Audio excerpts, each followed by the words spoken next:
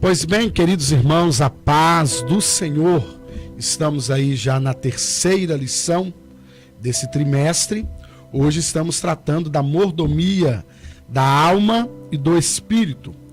O nosso texto áureo está baseado em 1 Tessalonicenses, capítulo 5, e o versículo de número 3, e o mesmo Deus de paz vos santifique em tudo, e todo o vosso espírito, alma e corpo sejam plenamente conservados, irrepreensíveis, até a vinda de nosso Senhor Jesus Cristo. Nossa leitura bíblica em classe está baseada em Gálatas, capítulo 5, versículo de número 16, até o versículo de número 22, depois termina com o versículo de número 25. Dentro desse trimestre nós estamos tratando sobre a mordomia cristã. Hoje nós vamos começar aprendendo sobre o conceito de alma e espírito. É o que nós estaremos aprendendo agora já nesse primeiro tópico da lição. Quando nós estamos adentrando, saindo do conceito geral de mordomia, e passando para a mordomia do corpo, como foi a aula anterior, damos início então a essa parte imaterial, nós temos como conceituação de ser algo que foi formado por Deus. Quando nós olhamos no capítulo 2 de Gênesis, e versículo de número 7, vai dizer então: formou o Senhor Deus ao homem do pó da terra e lhe soprou nas narinas o fôlego de vida. Quer dizer, quando nós olhamos o fôlego no hebraico, eu olhando aqui na João Ferreira de Almeida com o significado das palavras no original no dicionário Strong, nós vamos perceber aqui que vai falar, esse fôlego de vida é a palavra neshma, quer dizer respiração, espírito, fôlego referindo-se a Deus, fôlego, tudo que respira, espírito do homem. Então é uma coparticipação, na realidade é a única criatura formada por Deus com o toque das suas mãos, E quando nós falamos o toque das mãos de Deus, nós vamos aí para as duas figuras de linguagem que para você, professor, é interessante notar. É o antropomorfismo e o antropopatismo. Quer dizer, antropomorfismo vem de morfose, de forma, Por isso metamorfose, quer dizer, mudança de forma. Então, antropomorfismo quer dizer dar características humanas, físicas, para Deus.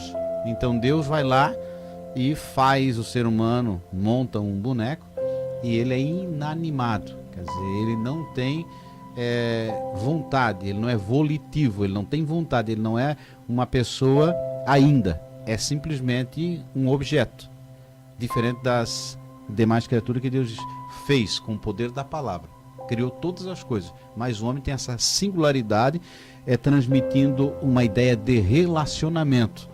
Quer dizer, Deus cria o ser humano e interessante é que Deus sopra nas narinas daquele boneco e aí ele passa a ser alma vivente. Então sempre no antigo, na antiga aliança, nos escritos sagrados judaicos, nós sempre teremos a palavra voltada para alma, não tem a terminologia espírito. E o interessante dessa criação, para você, professor, imaginar, pensar, é que na criação do homem já está a mulher. Porque a mulher só passa a existir como mulher ou como nome de mulher após o pecado. Até então não há o nome de Eva.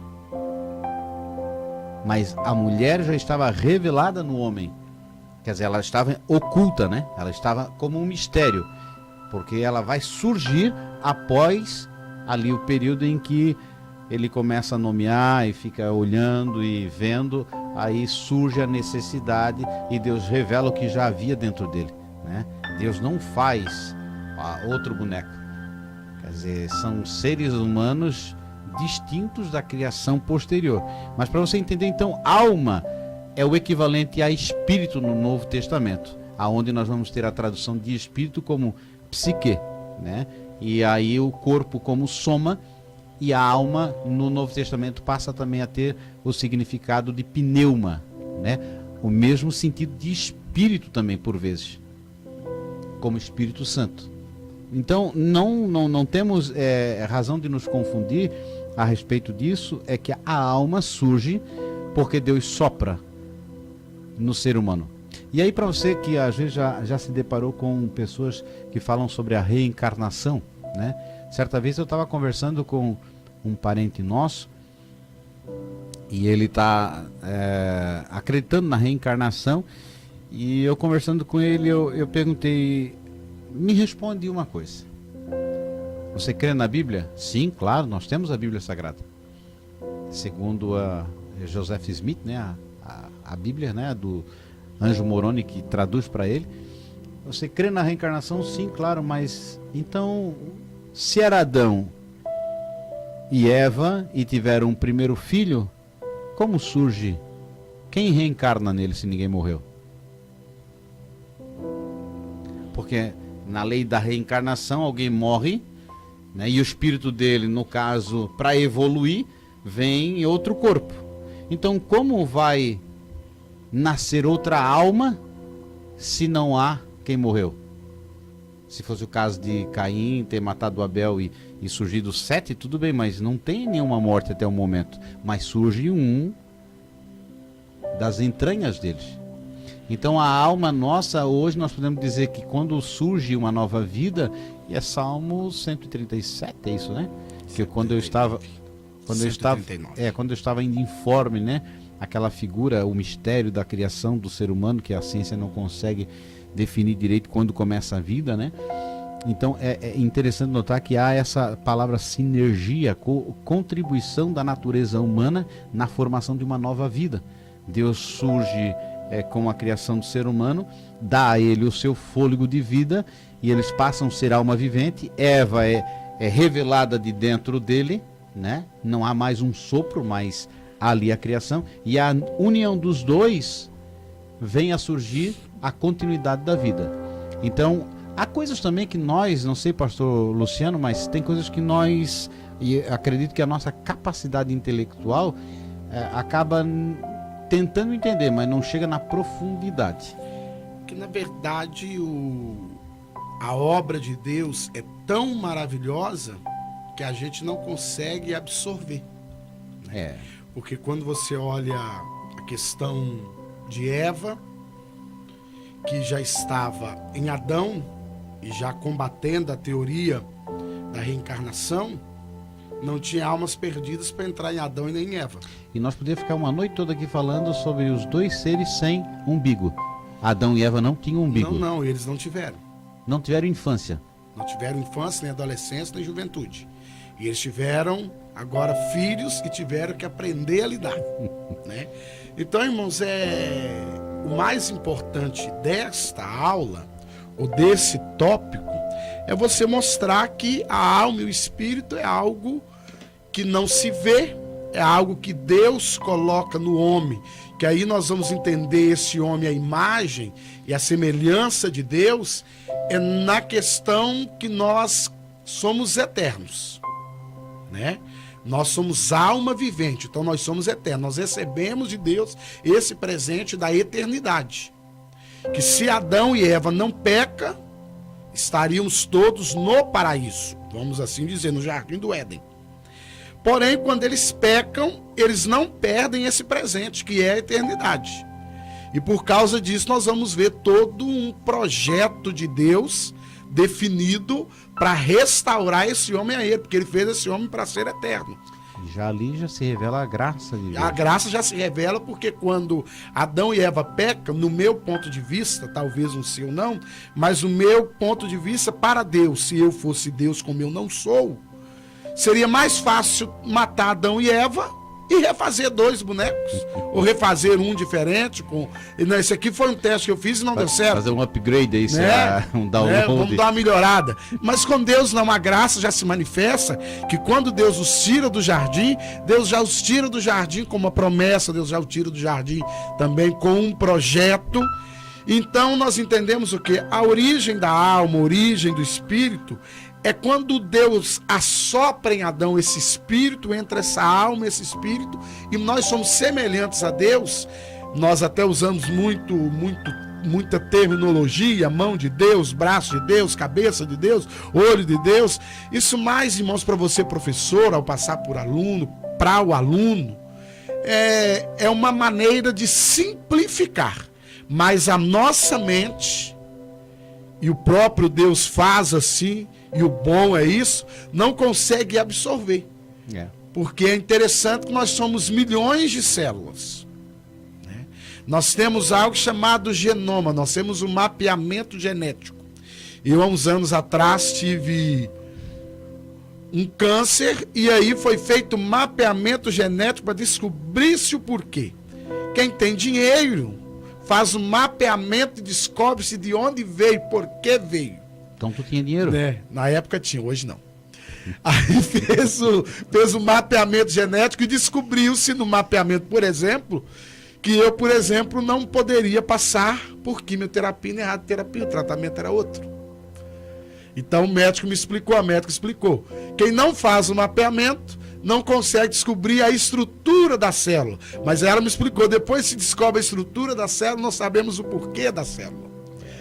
Então é complexo, é algo tão maravilhoso que Deus fez, mas o importante vai ser fazer ele entender que quando Deus assopra, nós recebemos essa eternidade. E toda a autoridade, todo o poder sempre vai emanar de Deus. Então, mesmo com todo esse conhecimento, ainda as enfermidades vêm, não há solução, as pessoas continuam morrendo, e isso me faz lembrar, fugindo um pouquinho assim, dar um pulinho teológico, né? Mas é quando o rei da Babilônia, né? Ele, no auge do seu poder, da sua autoridade, ele é a figura que demonstra o poder e a autoridade da humanidade da época. Porém, ele não tem domínio sobre o seu próprio sonho, sobre o seu próprio pensamento. Ele não sabe o que acontece. Ele tenta descobrir. Não é isso? Então, quem é que vai revelar? Um hebreu. É uma pessoa assim. E é interessante que ia morrer todo mundo. E agora você vê, quer dizer, a autoridade, o poder, tem coisas que inexplicável. Quando ele olha assim para aquele jovem e diz assim, tá, quem é? Ele disse, não vem de mim não. Isso vem lá de cima, que me revela para nós. Então, o interessante é que há coisas que são revelações de Deus. E há coisas que nós não temos a revelação de Deus. Mas nós podemos combater a ideia do espiritismo, no sentido da reencarnação, e não precisamos ficar imaginando que Deus está produzindo almas para as pessoas que nascem, né? Isso é um processo natural que ocorre aqui quando os seres humanos eles têm relacionamento. Quer dizer, a ideia nossa é essa, sempre será, o relacionamento ele gera vida, né? Então, a partir do momento que você olha um ser humano, você está olhando para ele não só o corpo, e ali está a sua alma, o seu sentimento. Por isso, quando fala de prostituição e fala de pecados, não fala só do corpo, mas fala também dos sentimentos, da alma do ser humano, que é tão importante quanto o corpo. Não podemos nem negligenciar um e nem o outro, porque é um só. Né? Desde que o óvulo foi fecundado, é por isso que nós não acreditamos e não concordamos em hipótese alguma, por exemplo, com o aborto, porque foi fecundado o óvulo, houve a fecundação, já começou toda uma estrutura. E o casamento ele vai dar prova disso, porque quando se une os dois, estão separados. Mas o que a Bíblia diz como mistério? Que os dois casam e se unem. Como nós temos aqui, né? Eu colo essas duas páginas. Vira uma só. Vira uma só. E quando eu abro ela forçando, partes de uma vêm na outra. Quer dizer, não há separação mais. Por isso a complicação do casamento. É a união de corpos, né? E ao mesmo tempo se une a alma. E se torna um, é um mistério. Mas os dois são separados. Quem olha, homem e mulher são dois. Mas na linguagem espiritual, é uma só carne. Não dá para dividir. É por isso que aí nós vamos aprender aí, né, irmãos, mudando já para o próximo tópico. Eu estava pensando se isso não é uma revelação, né? Para quem está querendo se separar. Não adianta, porque algo que o presídio Sérgio falou ali muito interessante, se colou e descolou forçado, um pega partes do outro, né? E no casamento, pra gente viver o casamento, a gente vai absorvendo partes da esposa e a esposa automaticamente vai absorvendo partes do marido. Geram filhos. E por incrível que pareça, algumas separações, e não são poucas, que às vezes a gente acompanha e depois a pessoa tenta de uma maneira formar um novo relacionamento, aí ele quer formar um novo relacionamento, mas como ele já tem a colagem do primeiro, ele fica baseado no primeiro. Eu queria que essa fosse como aquela, ou que ele fosse como aquele. E aí descobre que não dá, né? Aí nós vamos para a segunda parte. Vamos para a segunda parte, não é essa o nosso tratamento hoje. A mordomia da alma, o homem interior. Aí, presbítero, vocês... glória a Deus. E agora nós vamos fazer você pensar. Não nos tenha como hereges, né? E nem como pessoas que querem tirar da sua ideia. Mas nós vamos colocar aqui que o comentarista ele vai colocar a tricotomia do homem. Quando nós olhamos tricotomia, é a figura de 3, né? Então ele vai separar corpo, alma e espírito. Porém, nós temos que entender que quando nós olhamos 1 Tessalonicenses 5:23, que vai dizer a respeito da santificação, né? Que devemos estar santificados corpo, alma e espírito. Daí nós vamos dizer, mas está aqui, ó, tem corpo, tem alma e tem espírito. Lá é soma para corpo, é pneuma para alma e psique para espírito. Então já é os dois, alma e espírito aí já é um só. Exatamente. Aí quando nós vamos olhar, por exemplo, para Hebreus 4:12, a respeito de Paulo falando sobre o poder e a autoridade da palavra, né? Porque ele está tratando da superioridade de Cristo sobre Moisés, sobre a lei, sobre o sacerdócio. Então é uma carta escrita para hebreus compreenderem que a nova visão do reino se fazia presente agora. Então era para eles, no caso, aceitar o aio, né, que era aquele que levou até a cruz, mas dali para frente teriam que aceitar a nova aliança com Cristo. Então ele vai dizer que a palavra de Deus é mais penetrante do que espada de 2 gumes. Quer dizer, de 2 fios, né? Que ela penetra até a divisão da alma e do espírito, das juntas e medulas. Então, e ela é apta para discernir pensamentos e intenções do coração humano. Aí nós vamos dizer, não, mas está aqui também. Tem corpo, tem alma, tem espírito, tem junta, tem medula. Mas aí quando você vai olhar os ensinamentos de Cristo, né, a respeito do ser humano por completo, ele vai dizer que nós devemos amar a Deus sobre todas as coisas, né? Com toda a nosso coração, com toda a nossa alma e com todo nosso entendimento. Aí então nós vamos ter o quê? Corpo, alma e entendimento. Aí quando você vai olhar para Deuteronômio, amarás o Senhor teu Deus de todo o teu coração, de toda a tua alma e de toda a tua força. Com toda a tua força. Então nós vamos ter corpo, alma, e força. Coração e força. Eu não posso dizer que o ser humano é formado de corpo, coração, alma e força. E aí, irmãos, há uma questão, até para a gente entender como não há essa separação, é que há em muitas pessoas aquela dúvida, presbítero Irmão Sérgio, o seguinte, o que é alma, o que é espírito? Quando morre daí, a alma colhe e o espírito que é de Deus volta para Deus. Não, irmãos, é uma coisa só. Fica difícil também, né? Porque aí aí a pessoa fica por entender, né? Mas esse espírito, não esqueçamos, não é o Espírito Santo, é o espírito de vida quando Deus sopra em Adão e ele se torna alma vivente. Então não houve ali uma separação. A Bíblia não fala, quando Deus soprou em Adão, entrou a alma em Adão e ele tornou um espírito vivente. Não, a Bíblia fala, torna-se alma vivente. Podemos ler Mateus 10:28, né? Para você ver que o ensinamento que nós estamos passando aqui não é novidade e não estamos tentando dizer que está aqui de todo errado quando fala a tricotomia do homem. Nós queremos fazer você entender que o ser humano, alma e espírito são sinônimos, né? 10:28 tá de Mateus, assim, Jesus falando: não temais os que matam o corpo e não podem matar a alma. Mas não fala espírito aí. Aí já não fala espírito. Temei antes aquele que pode fazer perecer no inferno tanto a alma quanto o corpo. Não tem espírito aí. Não, e quem é que aqui está falando? É o próprio Jesus. Ele aqui continua quando ele, na escolha dos discípulos, né, dos 12 apóstolos, que os irmãos conhecem, ele continua todo um sermão, né? E aqui ele vai mostrar agora, para estimulá-los a continuar, a perseverar, ele vai mostrar, você não precisa ter medo. O homem mata corpo. A alma o homem não mata. É porque o corpo é matéria. Né? Então ele se Então desfaz, o corpo ele torna se o pó. desfaz. E é interessante que essa carta de Paulo a Tessalonicenses, quando Paulo fala aos Tessalonicenses, aqui nesse versículo, tanto 22 quanto 23, o que Paulo mais estava ensinando à igreja é que a igreja se preparasse para um envelhecimento natural dessa matéria. Ele não está tratando de como é formado o corpo. Não. Né? Qual é a constituição física do ser humano. Ele está falando da necessidade de estarem sempre preparados integralmente, né? Porque sempre foi assim. E quando diz devemos amar o Senhor de todo o coração, ele está falando, porque claro, a visão de coração no Antigo Testamento, como o rim, era o centro da vida.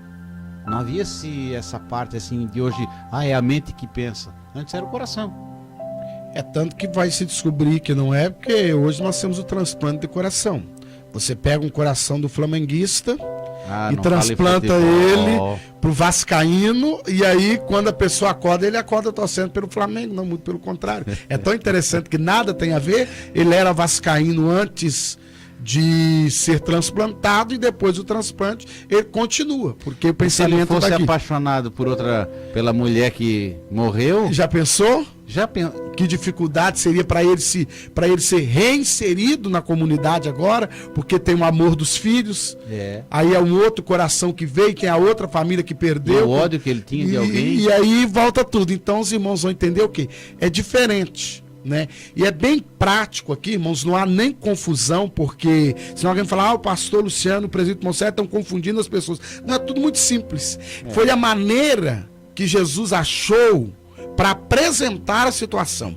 E foi a maneira que Paulo também achou para apresentar, para que os gregos pudessem entender. Porque Jesus está falando para judeus. E Paulo aqui já estava falando para gregos. Exato. Né? Para os gentios, já pessoas completamente diferentes. Então, ali nós podemos também esquecer que havia muito misticismo, muita mitologia, né? Muitos deuses gerados, né? Muitos deuses que vieram, semideuses, tiveram relacionamentos com humanos e coisas desse gênero e tal. Daí nós temos aí na filosofia uma série de pensamentos que foram baseados nesses deuses aí. E aí nós precisamos entender que não há essa separação. Nós somos corpo, que é a matéria. E alma e espírito, que é o imaterial. E alma e espírito, que é o imaterial, que é o que nós somos semelhantes a Deus por causa da eternidade. Aí falar, pastor, mas aí a Bíblia vai falar aqui para ser alma e espírito plenamente conservados, irrepreensíveis, santificados até a vinda do Senhor. Aí dentro disso, irmãos, nós vamos entender o quê? A alma, sede das emoções, é o que cremos. E ela o é. E o coração também era sede do entendimento no passado. E o coração era sede, tanto que Salomão vai até dar um ensinamento, né? De tudo que se deve guardar, guarda o teu coração, porque dele procede a saída da vida. Jesus também vai falar isso, né? Jesus também vai falar a mesma coisa. Mas aí nós temos que entender o quê? Não há possibilidade de que o meu corpo seja santo e o meu interior seja imundo. Maus pensamentos, né? Iniquidades, que a iniquidade é esse pecado do coração, esse pecado escondido. A iniquidade, eu até costumo às vezes fazer uma brincadeirazinha quando eu estou dando aula aos irmãos, eu falo, a iniquidade é até aquele pecadinho de estimação que você cria ele, alimenta ele, ninguém tá vendo, ele tá aí. E é isso que Paulo vai ensinar, você tem que manter, não é só o lado de fora. E também não haverá possibilidade do meu interior ser plenamente voltado para Deus, e essa matéria, a matéria que transmite, que transparece a glória de Deus em mim, não ser santificado.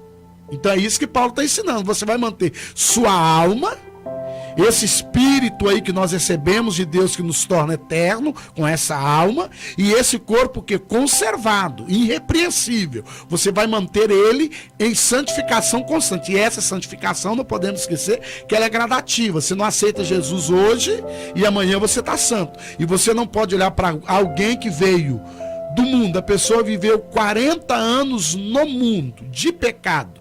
Aí ele vem para Cristo hoje. Aí alguém fala, mas Jesus transforma, Jesus liberta e é de imediato. Olha, irmãos, a realidade, ela é diferente porque ele viveu 40 anos numa cultura, ele vai ter que abandonar esses 40 anos, ser reinserido em um novo contexto, aceitar uma transformação que não é fácil. É por isso que a Bíblia vai falar da regeneração. Aí ser regenerado não é fácil, ser restaurado não é fácil. E aí por isso que Paulo vai escrever à igreja, depois que você conseguiu, que você está alcançando, mantenha. Claro.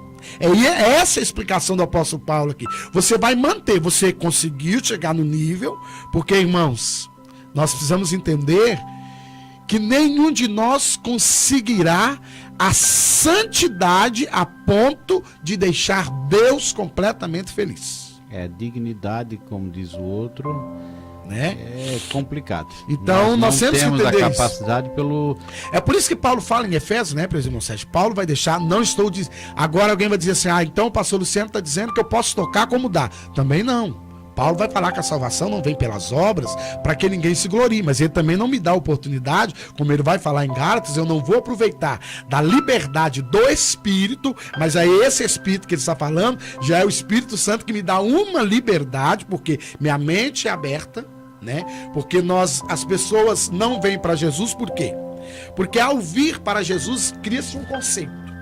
Não pode isso, não pode aquilo, não pode aquilo, não pode aquilo, pode isso, não pode aquilo, não pode aquilo, não pode aquilo, não... Então não dá nem para ser crente, então não vou. Na verdade, é isso que Paulo vai ensinar. A liberdade do Espírito vai ensinar que você pode tudo. Porém, por poder tudo, e eu tenho a presença de Jesus na minha vida, eu aceitei e Jesus entra na minha vida, eu consigo aproveitar a vida de maneira a não ofender a quem me deu a vida. É porque em tudo isso vai estar o tratar dessas lições, né? A mordomia diz respeito a alguém que pertencia a um senhor das trevas e passa agora a pertencer a um senhor da luz.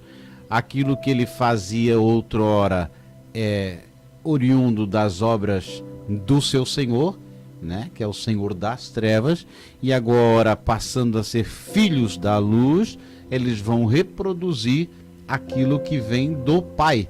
Quer dizer, é o efeito da conexão, onde você era jambuzeiro bravo e é enxertado na videira verdadeira e passa não mais a produzir frutos do jambuzeiro, mas da uva, da videira. Então é próprio que você produza aquilo da onde você está trazendo a sua alimentação.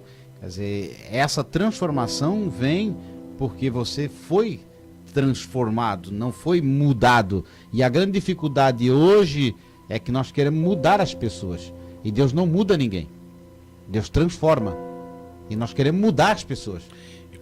Para de comer, para de beber, para de fazer isso, que essa pessoa não foi transformada. Ela está sendo um prosélito, né? Jesus vai repreender os fariseus se vocês atravessam os mares para fazer um prosélito e são tão bons nisso que vocês tornam ele pior tantas vezes quanto vocês. Quer dizer, e às vezes nós queremos ensinar as pessoas a servir a Deus, no sentido de as regras, os não toque, o não beba, o não coma, e deixamos de lado a figura do Espírito Santo, que é o que convence, é o que muda, é o que transforma a pessoa, é que dá o poder e a autoridade para te vencer a ti mesmo. Então quer dizer que eu devo descansar no Senhor e saber que Ele não precisa de mim para salvar ninguém. Ele veio, salvou alguém. Quer dizer, Ele, no poder da sua encarnação, né, quando Ele se torna uma carne, o que Ele faz? Traz a salvação no nível do ser humano. Ele disse, eu, diferente de Adão, venci o mal nessa carne. Adão estava no jardim do Éden e pecou. Eu estou no meio do inferno e não vou pecar.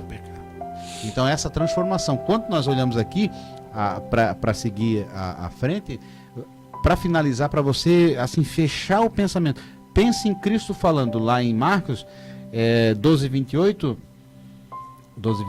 acho que não, 12 e... deixa eu ver uma coisa, 30. Amarás, pois, o Senhor teu Deus de todo o teu coração. Quer dizer, o teu sentimento, a tua alma, a tua integridade, a tua vida, né? Eles dizem, é tudo, é o teu coração, não no sentido do órgão que bombeia sangue, e de toda a tua alma. Quer dizer, interessante que o teu espírito, a tua vida. Aqui eu vou voltar em Deuteronômio também, porque é o mesmo Deuteronômio, ele só está ressignificando. O presbítero Sérgio falou que só para você compreender o que Deus quer de nós é algo integral. Exato. Integral quer dizer que não há mistura. Não tem nada que Quando você compra aquele suco de uva integral, é um que não tem adição de açúcar, não tem adição de água, não tem adição de conservante, ele é espremido só a uva e está ali, íntegro, sem contaminação. Quer dizer, a integralidade do ser humano é corpo e alma. Quer colocar espírito? Coloca, não faz mal nenhum. Não vai acrescentar e nem diminuir. Mas o que vai acontecer? Você vai entender que em todos os lugares que você é a semelhança de Cristo. Você está disposto a doar a sua vida como Cristo doou. Você está disposto a andar 2 milhas ao invés de 1. Disposto a doar mais do que lhe pede. Quer dizer, a fazer o bem para aqueles que merecem o mal. Essa daí é a integralidade. Quer dizer, compreender o Evangelho de Cristo é ser um Cristo. E ser um Cristo é morrer pelo próximo. Por isso que a dificuldade nossa é que Jesus vai dizer assim, ó, cada um tome a sua cruz. Quer dizer, a cruz simbolizava a morte que ele ia ter. Então morra, porque quem querer salvar a sua vida, perder lá. E quando ele fala negue-se a si mesmo, alguém pensa, então quando Jesus falou do negar, eu tenho que negar as coisas, irmãos. Vou até trocar de nome. Mas interessante que não é isso. O que Jesus está falando ali, negue o seu próprio ego. Aí vem o espírito, negue o vem seu a alma. Aí que é tudo misturado, que é uma coisa só, porque tem horas que talvez é mais fácil. Para mim, que, por exemplo, nunca o fiz, nem dificuldade eu tenho. Eu não tenho dificuldade de não beber, de não fumar, de não viver uma vida de prostituição, porque eu nunca a vivi. Isso se torna fácil. Mas é mais difícil quando eu tenho que lutar contra o meu eu, contra o meu ego. Uma buzinada atrás do seu carro. Né? Quando alguém vem e coça tanto que eu falo, meu Deus, mas será que quer passar em cima? E você quase que dá uma vontade de uma segurada no carro, fala, bate aí pra você ver, já que você quer passar em cima. Isso já é difícil. E é isso aqui que Paulo está ensinando, e é isso que Jesus está falando aos discípulos aqui no capítulo 10. E aí nós vamos entrar na terceira parte. Na terceira, que é a mordomia do Espírito, senão nós não vamos. Senão nós não chegamos lá, mas essa aula, assim como as demais, é a questão de você fazer, e você professor, fazer a sua classe pensar, e você mesmo pensar, que os ensinamentos de Cristo são maravilhosos. Ele nunca quis fazer essa divisão. Nós é que temos a mania de querer dividir, né? Aí somos capazes de dizer que, mas assim como Pai, Filho e Espírito Santo, também o ovo. Tem a clara, tem a gema e tem a casca. Mas se fosse dividir, tem um monte de camadas ali que você não vê também, né? Mas aí é interessante que o ovo mesmo é tão complicado que a casca nós não queremos comer. Não, mas eu digo, quando eu vou fazer lá umas coisas assim, aquela gema tem mais uma camadinha que segura ela, uma pelezinha. E aquela pelezinha é interessante, se você tirá-la agora como uma aula de gourmet, cozinheiro agora, né? Se você tirar aquela pelinha, por exemplo, para fazer o pudim, ele não vai ter gosto. Não tem gosto. Pois é. Vai dar um sabor, vai dar uma diferença. A escola dominical também é culinária. Tá vendo, irmãos? Aqui é cultura. Aí nós estamos andando em espírito, e aí nós vamos fechar isso aqui no sentido de mordomia, que é a aula, né? Mordomia, nós já aprendemos o que é o significado de mordomo, né? Vem da palavra latina, não de América Latina, mas latim, né? Que vai dizer majordomo, que quer dizer o maior, e domus, que quer dizer administrador, administrador daquilo que é maior, da casa, no sentido. Também nós temos o sentido do grego, que vai falar sobre mordomia, que é oikonomos. Oikonos quer dizer casa, nomos quer dizer administrador, administrador da casa. E aí você tem também a figura do peretes, né, que daí vai para ministro, mas também como servo, que é aquele que trabalha como administrador, cuida da casa, também pode ser o remador de baixo. Então, no sentido da alma, também diz respeito que eu não posso só cuidar do meu corpo? O apóstolo Paulo vai falar, acho que para Timóteo, que diz que o exercício físico para poucos se aproveita. Né? Então não adianta muito ir para academia, mas tudo bem. Mas e é interessante agora, só abordando, irmãos, que é uma Olha, não vai pesquisa muito inglesa. longe. Há uma pesquisa inglesa agora comprovando que o excesso de exercício físico também vai trazer atrofia. Eu, por exemplo, fujo do serviço pesado, né? Eu sou representante comercial, né? Então, quando tem que carregar mala, até eu, às vezes, posso levar alguém para me ajudar. Mas porque eu acredito que a tartaruga anda devagar e ela dura muitos anos. A baleia anda devagarzinho e dura muitos anos. Né, então, quando nós olhamos aqui, a mordomia do Espírito, ela vai dizer assim, ó, cuida, Sérgio, porque tu não é só carne, tu é Espírito. E o que faz mover esse corpinho é o que está lá dentro.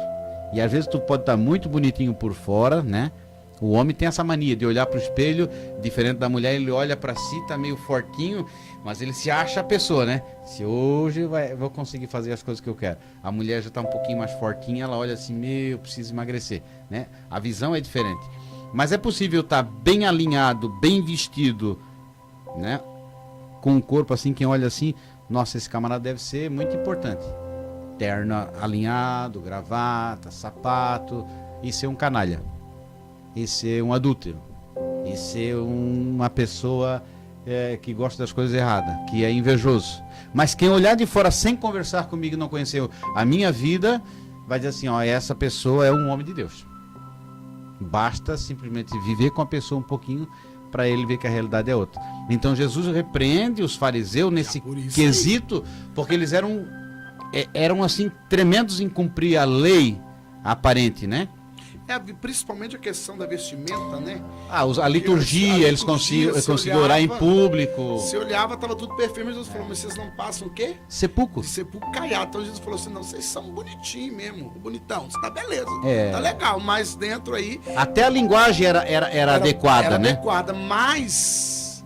Aí já vem voltando lá no profeta Isaías capítulo 1, que a Bíblia vai falar que vocês me honram com os lábios... Mas... Aí ali nesse texto fala coração. Né? Que é a alma, que é o espírito. Tava longe, para ele não interessava. Não. Então quer dizer, por quê? Por que para Deus não interessa? Porque isso aqui é matéria, vai acabar. Mas é importante. É importante. Nós não podemos destruir porque é o templo de Deus. Não, nós não podemos se matar, nós não podemos descuidar, porque é muito importante, mas aí vai ter mais para frente essa aula. Não, foi a aula passada do corpo, né? Do corpo e da alma. Do corpo, mordomia do corpo. Mas nós não podemos descuidar dessa matéria. Passa um cremezinho. Né? Se puder ajudar a tua ruga, ajuda. Né? Passa um... Eu ia fazer a propaganda, mas não pode. Porque nós não temos merchandise para isso. Então é o seguinte, se cuida. Agora, tanto cuido do corpo, porque é interessante, presidente, que às vezes com o meu corpo eu estou em dia, mas com a minha alma, com o meu espírito eu não estou. Mas tem pessoas também que estão bem com o espírito e o corpo... Aí não funciona. Não. Tem que ser tudo... Irmãos, é igual... É por isso que Paulo vai escrevendo, né? Paulo... Tu é bom de Bíblia. Né? Crescei o quê? Na graça e no... Conhecimento.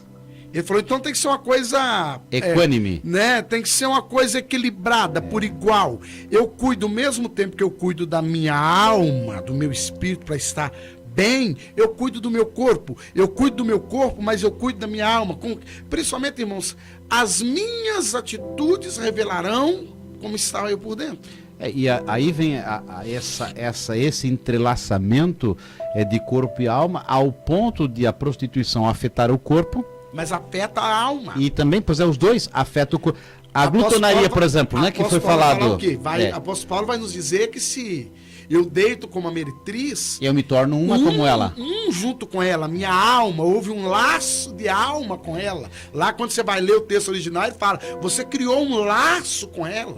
E quando você, por exemplo, vai para as obras da carne, né, a glutonaria vai estar junto delas, mas não é a carne que come, é o espírito que é saciado.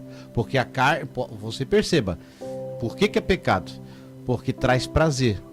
Quer dizer, o ser humano, ele sempre vai fugir do sofrimento para o prazeroso. Vai correr para o prazer, sempre assim. Por isso a dificuldade de você, às vezes, santificar, porque você tem que negar o prazer momentâneo, a alegria, né? Para você sentir a presença e a graça de Deus. Porque o prazer você encontra em tantas coisas materiais, né? Ninguém vai dizer que num parque de diversão a pessoa não tem prazer e alegria, mas não tem experiência espiritual. Não dá para descer uma montanha russa e dizer que teve uma experiência espiritual com Deus. Mas foi legal. Foi bom. Adrenalina. Aí você tomou um sorvete lá, foi legal, foi gostoso. Mas não é uma experiência de uma visão celestial. Porque isso você vai encontrar quando você mortifica. É tão tremendo que o apóstolo Paulo disse que havendo eu pregado a muitos, eu cuido da minha situação de corpo também, esmurrando ele e o reduzindo à servidão, para que tudo aquilo não tenha sido em vão. Porque esse corpo, ele pode me levar, quer dizer, o corpo quando fala é dominado pelo Espírito. O corpo, ele é uma matéria que ele é levada pelo Espírito. Então quando eu, por exemplo, tenho a tendência de comer bastante ou de ser gordinho. Por quê? Porque a minha mente é gorda, não é meu corpo que é gordo. Irmão, está complicado, a minha mente é gorda. A tua acho que também é gorda, porque tu tá meio fortinho. Então, quando você come, por exemplo, por que você come se você não tem fome? Por que matou a fome e você continua comendo? Isso é uma carência. Quer dizer, então, se nós analisarmos por que a pessoa peca, porque na realidade ele não teve esse encontro real no sentido espiritual. Não é que ele não seja crente, mas é que nós damos vazão aos desejos da nossa carne. E quando nós falamos carne, não é a matéria aqui, né? É a carne no sentido do ser humano. Então, quando você está com inveja de alguma coisa, é porque você não se sente realizado. Eu vejo isso na figura daquele caso quando Jesus faz a parábola dos trabalhadores. E ele contrata, e quando ele vai começar a pagar é interessante, porque Jesus quer revelar o que está no coração deles, aquilo que estava na vida deles. Porque eles estavam na praça para trabalhar, eles precisavam de trabalho para alimentar os seus corpos. Olha que interessante, porque quando Jesus vai pagar, ele diz assim, a necessidade de vocês não é só comida, a necessidade de vocês não é só dinheiro, a necessidade de vocês é o que? Reconhecimento, é se sentir importante. E eu vou ensinar isso para vocês. Começou a pagar o camarada que trabalhou 1 hora, o mesmo valor. Do que tinha trabalhado o dia todo, aí o que trabalhou o dia todo já... Não. Por quê? Se ele vai receber o mesmo valor, mas por dentro dele estava com ódio, ele disse assim, mas não é possível. Mas o que estava de errado? Já tinha sido contratado, estava acertado. Mas é o sentimento. É isso aí que Jesus quis tratar. E é isso aqui, irmãos, que nós vamos aprender o que é andando em espírito. Que a pessoa pensar, então eu vou andar flutuando, fora de mim. Isso é coisa de levita. Né? Não, mas também não funciona. Esse levita aí é o que... Então não funciona, não, porque, irmãos, é só para você conseguir passar para o seu aluno e para você também ter. Porque a gente só consegue passar o que a gente entende. Na mesma linha você vai ter alguém, se você gosta de pregar, né? Imagina você estar num culto em que o irmão que você não gosta muito está pregando e Deus está usando. Que sentimento você tem? De dar glória, falar língua estranha e ver os anjos? Ou que ele tropece, erre e fale alguma coisa errada? Irmãos, e o presbítero Monsérgio entrou numa área muito, muito melindrosa, mas necessária. Que infelizmente não deveria ocorrer, mas ocorre. Eu não participo da aula de outro professor. Então quando eu vou, eu quero que dê errado. Eu não escuto ninguém pregar, mas quando eu prego, e também se eu estou sentado ouvindo outro, eu estou com a cara feia, estou ali nervoso, mas quando é eu quero que a pessoa levante a mão, eu quero que ele dê glória a Deus. E até um determinado ponto do culto eu estava até morto. Na hora que eu pego o microfone, irmãos, até as cadeiras tem que profetizar. Eu acho que a gente tinha que comprar vários desses. E dá um para cada um. Todo mundo dá glória a Deus e cantar junto. Então, irmãos, andando no Espírito é isso. É mantendo essa conservação de maneira que você reflita. Porque Jesus vai falar muito sobre isso. Que, como nós estudamos no mês passado sobre o tabernáculo, e hoje nós somos essa morada, Jesus sempre vai enfatizar que nós temos que transparecer. Porque Zaqueu, quando tem um encontro com Jesus está questão de registrar isso.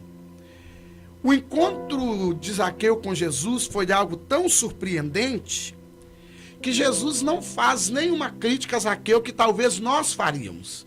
Nós já entraríamos mostrando para não, ele. eu não faria, eu sou muito crente. Eu já faria. É. Né? Eu vou na linha do presbítero Sérgio, que as pessoas querem. Nós queremos transformar as pessoas no automático. Jesus entra, Jesus conversa, Jesus confraterniza, Jesus fala: desce depressa, porque essa noite eu vou passar na tua casa.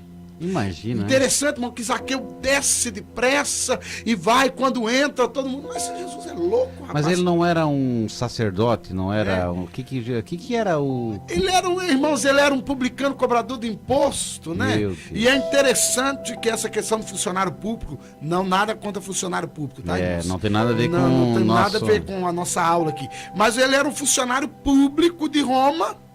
Mas era judeu. Mas era judeu, então os judeus já se sentiam traídos porque ele trabalhava. Mas era interessante que se qualquer um deles tivesse oportunidade, ocuparia o lugar de Zaqueu. Será? Ocupava tranquilo, irmão. E tinha um pensamento que nós não sabemos também se Zaqueu cobrava mais. Não. Nós também não sabemos. Isso era o que eles pensavam, porque nós também temos muito isso. Nós temos nossos achismos. Eu olho para alguém, eu penso tal coisa, crio uma imagem e pronto. E alguém falou: isso é ladrão, isso é cobrador de imposto, isso é ladrão e tal. E ele fala: Jesus, sim. Porque ele não falou com Jesus: eu roubei. Claro. Ele fala assim: se eu tiver defraudado alguém, quando você vai lá para o original, se eu, por algum acaso, cobrei imposto de maneira ilegítima de alguém, então quer dizer eu que... estou disposto a restituir. Então quer dizer que nesse pensamento, até quando nós lemos as escrituras, nós podemos colocar esse sentimento. Podemos, porque aí a gente já coloca o sentimento de que ele era ladrão. Mas quando você vai lá, irmão... Será que a mulher samaritana, a mulher samaritana... Mas quando você vai para o grego, e você vai ver a literalidade desse texto, você fala: Senhor, se de forma ilegítima eu cobrei de alguém. Porque, irmãos, para ele ser cobrador, ele já tinha o seu salário e era alto, porque ele tinha que ser fiel. Então, Roma pagava bem para manter alguém fiel. Esse sentimento é terrível porque quando se lê a mulher samaritana, imagina que ela era uma prostituta. Mas a Bíblia diz que ela tinha casado com os demais. Podia ter sido por causa de uma viuvez, porque ela foi... é uma questão lá do começo, no Gênesis, lá, dos filhos de Jacó, por exemplo. Não, e ela poderia ter sido, no caso, dado a carta de divórcio, mas situações. A leitura já é, prostituta. Ou quando lê o filho pródigo, o filho mais velho diz: esse teu filho... Não, ele nunca falou que gastou com meretriz. Mas a gente já pensa: sem vergonha. E na verdade, a Bíblia fala que ele gastou nos prazeres, por exemplo. Ele poderia ter gastado dinheiro no jogo. Claro. Ele poderia ter gastado dinheiro, por exemplo, se ele fosse um moço que gostasse de comer. E de repente ele poderia ter tido a oportunidade de fazer só roupas bonitas. Ele gastou tudo de roupa, eu não sei com o que comprado ele um camelo turbinado. Isso, eu só sei que ele gastou o dinheiro. Mas aí então o presbítero Sérgio fala: nós criamos, e às vezes na congregação, no nosso conviver com irmãos, nós também costumamos criar pensamentos. Porque o texto ele fala com Jesus: se de forma ilegítima eu cobrei, eu estou disposto a restituir. Porque ele estava diante de Jesus e ali ele não tinha como mentir. Porque, irmãos, a coisa é tão interessante quando a transformação vem, porque ele não foi mudado, ele foi transformado. É a renovação do entendimento. O entendimento dele foi renovado. Se eu tiver feito, eu estou disposto. Irmãos, Jesus nem faz cobrança, Jesus fala algo, porque tanto aqui no nosso português quanto lá no grego está a mesma coisa. Este também é filho de Abraão e hoje veio salvação a esta casa. A dificuldade maior é aqui, porque quando eu olho alguém que está bem, né, e eu já faço o meu julgamento: ele está bem porque alguém ajudou, é porque ele nasceu em tal lugar, é porque se ele estivesse na minha pele, ele não ia conseguir. As nossas deficiências não são por aquilo que nós não temos, né, ou não precisamos, mas é porque nós olhamos no outro e nos sentimos desprezados ou inferiorizados. Quer dizer, o meu carro é bom, mas perto do carro do meu irmão não é tanto. Não é tão bom. Eu ganho bem, mas quando eu ouço que o meu irmão ganha mais, então como lidar com chorar com que choram vai ser um pouco mais fácil. Mas alegrar com o se alegra é difícil. Irmãos, era para ser tão fácil, né? Mas eu alegrar quando eu vejo o irmão carro zero hoje, Jesus, ele tem carro zero. Eu cheguei um dia numa reunião de amigos, assim, entre amigos, né? Talvez amigos, não sei se são amigos, mas acho que não é bem amigo, mas... E você pode também fazer um teste assim, né? Ora primeiro para Deus te perdoar, depois tu faz como eu fiz. Aí eu disse: olha, tá tão bom as vendas, rapaz, que eu vou trocar de carro, tô pensando em pegar, sei lá, uma BMW ou se não até um Jaguar para mim trabalhar aí na estrada. E comprei um sítio, né, uma casa de praia.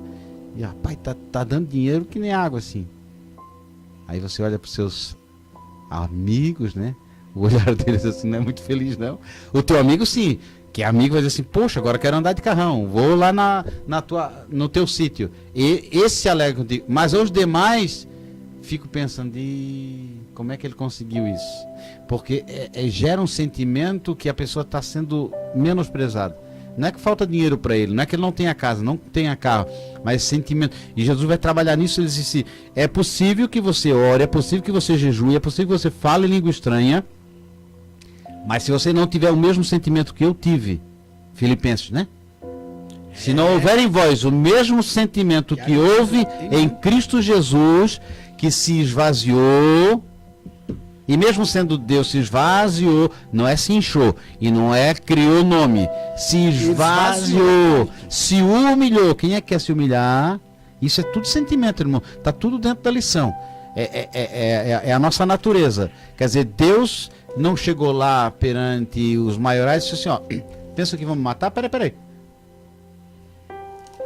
Não fez. Não mataram.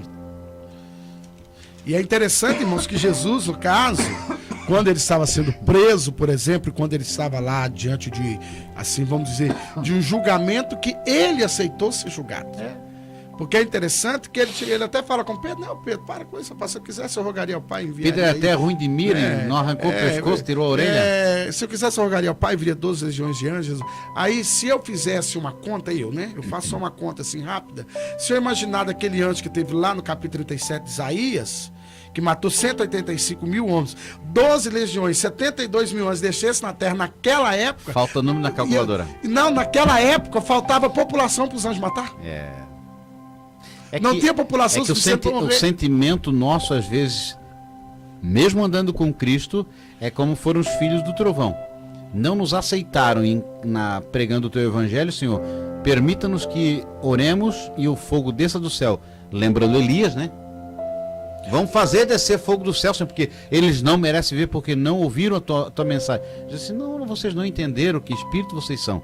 Quer dizer, vocês não são desse tipo. Não, irmão, se não era algo novo, porque o próprio profeta Jonas, que tinha fugido, depois teve aquela experiência, teve que andar aquele tanto, porque ele podia ter ido direto, mas aí teimoso, depois teve que sair andando para chegar lá em Nínive, né? Porque ele não foi vomitado lá. Mas eu pensei que não é na beira da cidade? Não, irmão, ele andou uma quilometragem boa. Né? Aí o que acontece?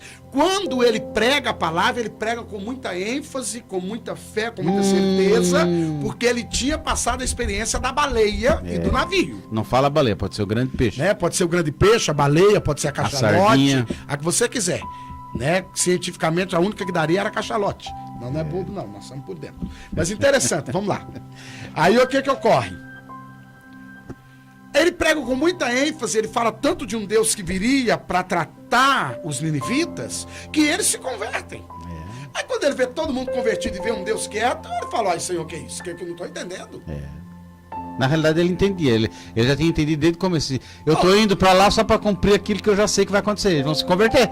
E eu não quero que eles se convertam. E depois no outro dia ele fica nervoso que Deus mata um pé de árvore e tira a sombra da careca dele. Mas olha o sentimento, ele não queria que ele se convertesse. O preferir dele para que a palavra dele suprisse era que Deus matasse. Claro. E às vezes, irmão, a gente acha tão estranho.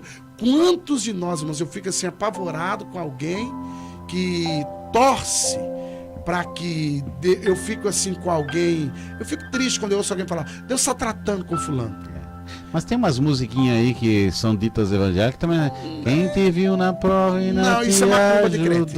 Não é macumba, é boa cumba. Não, pra mim é tudo mar. Porque, irmão, se eu vou estar no palco, eu vou desejar. Eu até pensei que era o professor dele que viu ele passar na prova e não ajudou. Não, irmãos, essa questão nós temos que mudar muito isso, porque é o seguinte, não é alguém falar, até essa semana eu tive um problema no sábado até sobre isso com alguém, que alguém falou, não, mas Deus é justiça. Eu falei, irmão, que justiça que Deus é?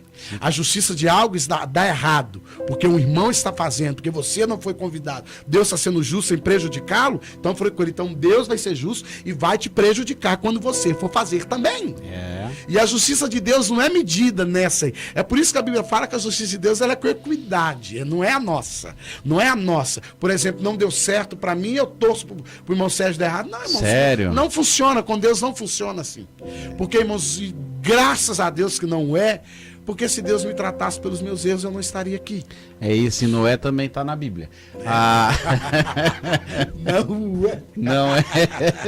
Mas se você olhar, irmãos, é um sentimento, nós temos que lutar contra isso.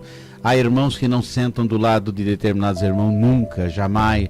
Tem irmãos que evitam de cumprimentar o seu próximo. E todas essas pessoas, às vezes, estão dentro de um lugar que se chama casa de Deus. Imaginam ir para um lugar que se chama céu e pensam que servem a uma pessoa chamada Cristo. Quer dizer, é complicado, porque se você não se transforma, você vive de aparência. Eu vivo de aparência. Vivo vendendo uma imagem que não é a correta. A imagem de Deus na nossa vida tem que ser a imagem de Cristo. O presídio Sérgio, interessante, que nós precisamos tanto, irmãos, aprender com Jesus, e teria uma dificuldade, mas temos que aprender com Jesus, que quando Judas chega, Jesus podia olhar só com olhar matar Judas. Jesus deu um chute nas costas dele. A Bíblia diz que Jesus beija Judas e Jesus fala com Judas. Na ceia, dá o pão melhor. Dá o pão, o melhor bocado de pão ele dá para Judas. E quando Judas entrega Jesus, Jesus não dá um soco, Jesus não fala com nervosismo, Jesus não altera. A que viesses, amigo? Oh, glória a Deus. É terrível, né? Mas irmãos, é isso que o apóstolo Paulo, é isso que é a mordomia da alma e do espírito. Eu vou me controlar aqui dentro. Claro. E Jesus, quando ressuscita, ele vai nos mostrar que aí ele já estava não com o corpo glorificado, mas o Cristo ressurreto, mas ainda tendo a forma de homem.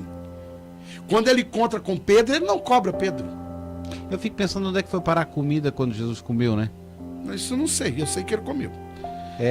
Eu sei que ele preparou. Mas é interessante que a nossa alma, nosso espírito tem que ser conservado, porque quando ele conta com Pedro, ele não faz cobrança. Claro que não.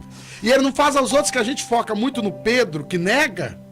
Mas se você analisar, estava Maria, estava Marta, né? E João. Claro. Mas não era 12? Um tinha traído. Se estava só João, ficou 10. Fora o Pedro, tinha mais 10 que não estavam lá. Porque se não há registro, eles não estavam lá. Eles não acompanharam. E Jesus reencontra com todos eles. E Jesus confirma a chamada em todos eles, a confiança em todos eles. E aí, irmãos, é que nós vamos aprender. Aí está a conservação da nossa alma e do nosso espírito. É o nosso sentimento uns para com os outros. Já errou, irmão, já pecou, já foi ofendido, já passou. Eu tenho muita dificuldade, de, por exemplo, ficar repassando má notícia de um irmão para outro.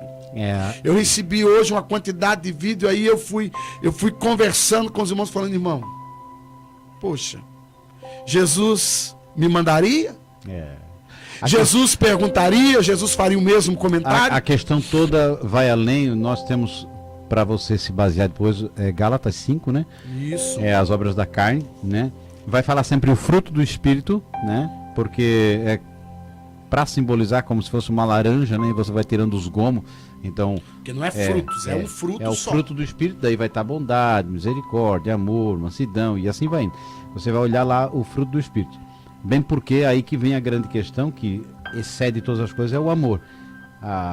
Paulo vai falar aos Coríntios, vai dizer que é possível que eu doe meu corpo, né, para ser queimado, ou até dar minha vida.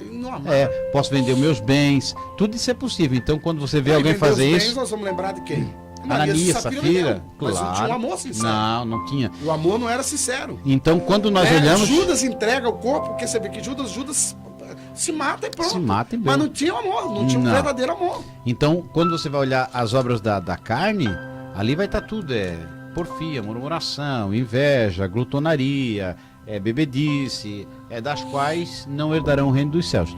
Então, foque que na realidade nós necessitamos de um cuidado para nós e não de nós para os demais. sempre coloque Cristo como seu parâmetro. Ele é o nosso parâmetro. Ele é como a gente fala numa linguagem assim, ele é, como é que se diz? Agora esqueci, daqui mais pouquinho vem a palavra. Ele vai ser o nosso modelo, né? Ele vai ser o nosso modelo. Então, por quê? Porque eu olhando para mim mesmo, eu não consigo me enxergar digno de Cristo, né? Eu não consigo ver que eu tenho a capacidade de morar no céu. Por mais que eu faça, por mais que eu me esforce, porque na realidade só a graça e a misericórdia do Senhor. Porque sempre tem aquele momentozinho que a gente tem uma raiva santa, né? Uma inveja santa, né? Uma vontade santa que a gente tributa a Deus, mas na realidade não tem nada de Deus, é carne mesmo. Então Vamos vigiar, né? Jesus vai dizer assim: olhai, primeiro olha, depois você vigia, depois você ora. Então, olha bastante, não com atenção demasiada em objetos que te atraem, assim, né? Mas dá aquela olhada, depois você vigia e depois você ora. Mas sempre olhando para você. Quer dizer, você tem que ser um modelo para os demais, né? Então, não é você procurar o modelo ideal no teu amigo ou num pastor, num líder. Você tem Jesus. E você reproduz. E aí você vai estar, terminando aqui no tópico, nós estamos, você vai estar Glória a Deus. Frutificando no Espírito. Porque também quem não frutificar no Espírito vai ser cortado. Vai ser cortado e jogado fora. Não tem... Ele até dá uma chance, né? Porque ele dá uma olhada lá e o viticultor fala: vamos fazer um trato. Eu vou cuidar aqui. E aí, irmãos, quem sabe não sou eu aquela videira que o viticultor está cuidando? Tomara, hein? Eu vou cuidar dela um ano, depois o senhor volta aqui. Aí o senhor corta. Mas nós não. Nós já queremos que Jesus faça igual a figueira. Ele já passa, já manda secar e pronto. Às vezes nós fizemos igual o Paulinho, né? Senão, no Barnabé, o João Marcos não vai com nós, não. Acabou. Não quero. E ele só reconhece no final, depois que ele amadurece, que ele passa uma experiência, que ele manda uma carta. Aparta ele, traz ele. 2 Timóteo. Separa ele para mim. Eu tô ficando bom na Bíblia agora. Separa ele para o ministério, porque agora ele me é útil. Mas não é porque João Marcos não era útil antes. Não. Era porque agora Paulo tinha amadurecido. Exato. E ele já tinha compreendido: eu sou substituível. Sem a minha ajuda, a obra de Deus... Uai, passou, mas com tanta carta que ele fez, ele ficou 10 anos fora de Jerusalém, e a igreja de Jerusalém cresceu e foi adiante, sem ajuda nenhuma de Paulo. Eu pensei que sem mim o programa não ia. Não, irmão, se eu disser presídio de Sérgio, não vou mais. Não, irmãos, a obra continua. Vem outro melhor do que eu. Eu sempre tenho essa... Eu já nunca trabalho que virar outro pior. Sempre tem outro melhor. Eu sempre tenho o melhor, não é o pior. É verdade. Ah, não, mas se vocês pararem... Irmão, se nós pararmos, eu trago outros aqui, mestres, doutores na palavra, que vão dar continuidade, cada um com a sua linguagem. Por isso que nós não vamos faltar, né? Para não trocar nós. Por isso que nós não falta, por isso que nós estamos aí toda segunda. Queridos irmãos, encerramos aí a nossa aula de número 3 e convidamos os irmãos para a semana que vem, para a nossa 4ª aula, né? Não deixa esse espírito de não dar um like, né? Dá um like aí, faz um comentário, né? Faz um comentário, compartilhe. Deus abençoe você que recentemente se inscreveu no canal, que a gente viu que mais alguns se inscreveram. Que Deus abençoe. Muito obrigado aí pela audiência. E o que nós mais queremos não é trazer confusão. Nós estamos aqui para enriquecer e ser bênção na vida dos irmãos. Que Deus abençoe em nome de Jesus.